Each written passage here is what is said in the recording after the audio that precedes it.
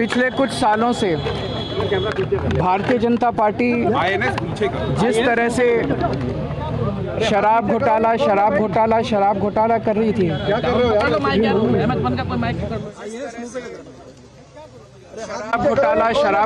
शराब घोटाला कर रही थी और हमारे ऊपर आरोप लगा रही थी।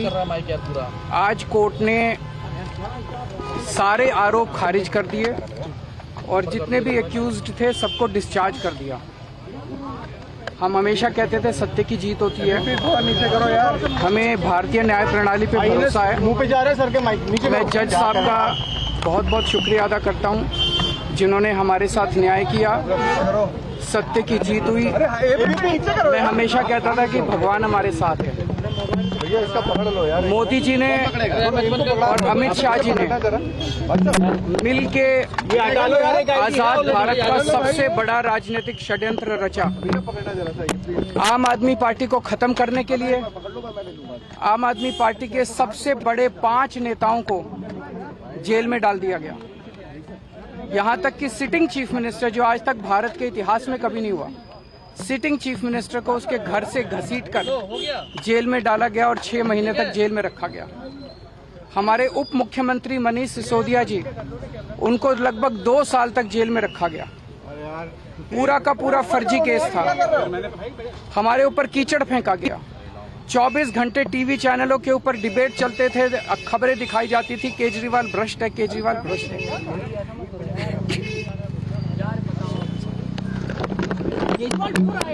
अरे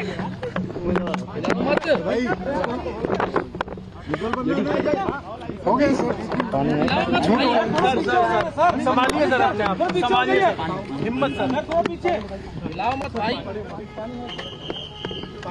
ये केजरीवाल भ्रष्ट नहीं है। मैंने केवल अपनी जिंदगी में ईमानदारी कमाई है। इन्होंने झूठा केस लगाया और आज ये साबित हो गया। कोर्ट ने कहा है कि केजरीवाल कट्टर ईमानदार है, मनीष सिसोदिया कट्टर ईमानदार है, आम आदमी पार्टी कट्टर ईमानदार है। मैं प्रधानमंत्री जी से कहना चाहता हूं, सत्ता के लिए इस तरह से खिलवाड़ मत कीजिए देश के साथ, इस तरह से संविधान के साथ खिलवाड़ मत कीजिए। आपको सत्ता चाहिए, अच्छे काम कीजिए। आज देश के सामने इतनी बड़ी बड़ी समस्याएं हैं, महंगाई है, बेरोजगारी है, पूरे देश में सड़कें टूटी पड़ी है, चारों तरफ पोल्यूशन ही पोल्यूशन हो रहा है, चारों तरफ देश में इतनी समस्याएं हैं। उन समस्याओं का समाधान करके सत्ता में आइए ना।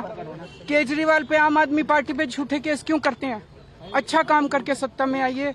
इस तरह के झूठे केस करना और 24 घंटे विरोधियों के, विपक्षियों के खिलाफ ऊट पटांग के केस करना, उनको जेल में डालना, ये एक प्रधानमंत्री को शोभा नहीं देता। इससे देश आगे नहीं बढ़ेगा। देश आगे तब बढ़ेगा जब जनता की समस्याओं का समाधान किया जाएगा। आज एक बार फिर गर्व हो रहा है देश के संविधान पर, बाबा साहब अम्बेडकर पर, जिन्होंने इतना शानदार संविधान दिया और सत्य की जीत हुई है। सर सीबीआई के ऊपर भी सर, मनीष सर। तो देखिए ये बड़ी खबर, और आप सुन रहे थे किस तरह से दिल्ली के पूर्व मुख्यमंत्री अरविंद केजरीवाल आज पत्रकारों से जब मुखातिब हो रहे थे, बात कर रहे थे, तो वो भावुक हो गए और मीडिया के कैमरों के सामने रोने लगे। अरविंद केजरीवाल, उन्होंने कहा कि देश के संविधान पर उन्हें गर्व है, लेकिन भारतीय जनता पार्टी पर वो हमलावर भी नजर आए और उन्होंने कहा कि झूठे केस लगाए गए हमारे ऊपर और हमारी ईमानदारी पर सवाल उठाए गए, जबकि अरविंद केजरीवाल कट्टर ईमानदार है। हमें इस देश की न्याय प्रणाली पर भरोसा है, संविधान पर गर्व है। ये देखिए उस दौरान की तस्वीरें आपको दिखा रहे हैं। उन्होंने जिक्र किया कि कैसे इस घोटाले के आरोप लगाकर सिटिंग सीएम को जेल में डाल दिया गया। ये तस्वीरें देखिए। खबरें दिखाई जाती थी केजरीवाल भ्रष्ट है, यार बताओ, केजरीवाल ढूंढ रहा है यार, तुम कहां गए यार? हिलाओ मत भाई, विजुअल बनना ना अजय, अजीत, हिलाओ मत भाई। सर संभालिए सर, अपने आप संभालिए सर, हिम्मत सर, हिलाओ मत भाई। के ऊपर डिबेट चलते थे, खबरें दिखाई जाती थी केजरीवाल भ्रष्ट है, केजरीवाल हमारे ऊपर कीचड़ फेंका गया। 24 घंटे टीवी चैनलों के ऊपर डिबेट चलते थे, खबरें दिखाई जाती थी केजरीवाल भ्रष्ट है, केजरीवाल यार बताओ केजरीवाल पूरा है यार, तुम कहाँ गए यार? हिलाओ मत भाई विजुअल बनना ना जाए अजीत, हिलाओ मत भाई। सर संभालिए सर अपने आप, संभालिए सर, हिम्मत सर, हिलाओ मत भाई।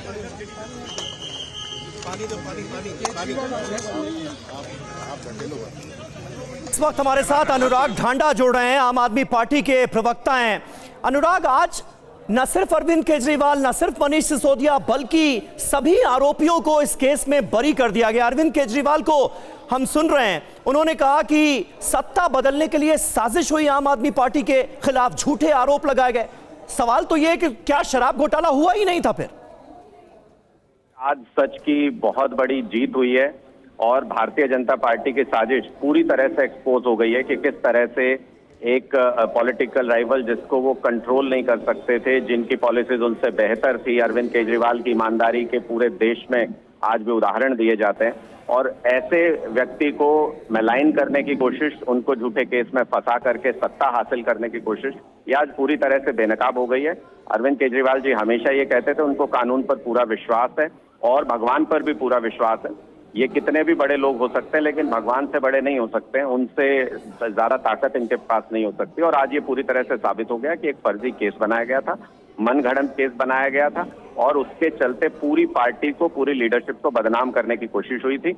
आज एक बहुत बड़ा तमाचा भारतीय जनता पार्टी की उस साजिश के मुंह पर लगा।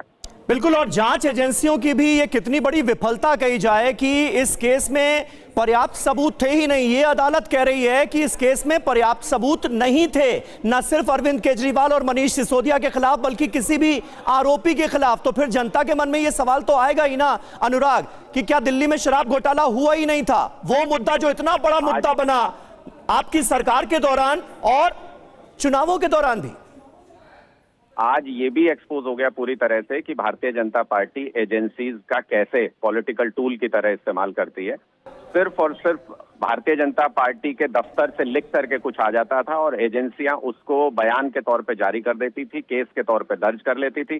कहीं कोई सबूत किसी मामले में भी नहीं मिला। इतनी रेड्स इन्होंने की, हमारे किसी नेता के यहाँ से 100 रुपए भी काला धन कभी बरामद नहीं हुआ।